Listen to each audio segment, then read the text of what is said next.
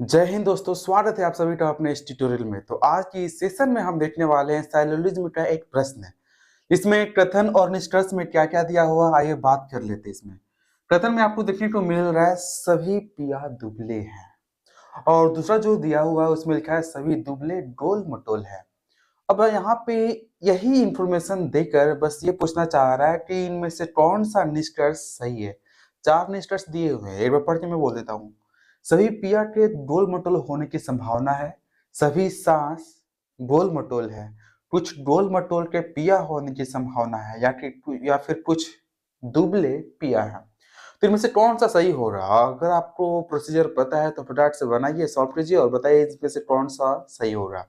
नीचे में चार ऑप्शन भी दिए गए हैं। खैर, नहीं पता है तो आइए बात कर लेते हैं इसका सोल्यूशन एक्चुअल में हो रहा क्या।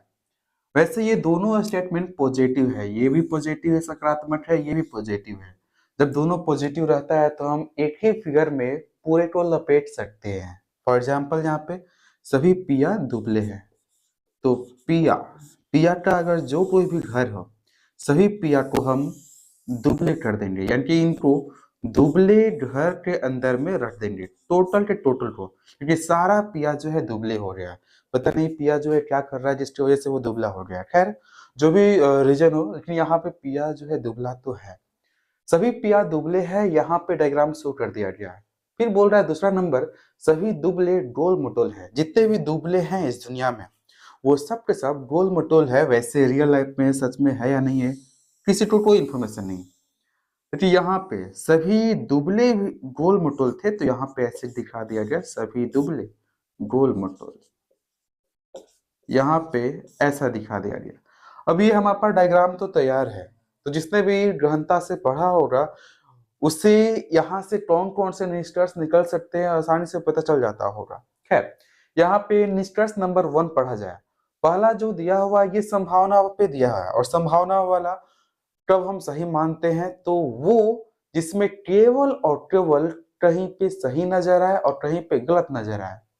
ठीक है, आइए देख लेते हैं। यहाँ पर सभी पिया के गोल मटोल होने की संभावना है। यहाँ पे हम ये देख पा रहे हैं कि सभी पिया जो है गोल मटोल है ना। सभी पिया गोल मटोल है, लेकिन यहाँ पे बोल रहा है संभावना है।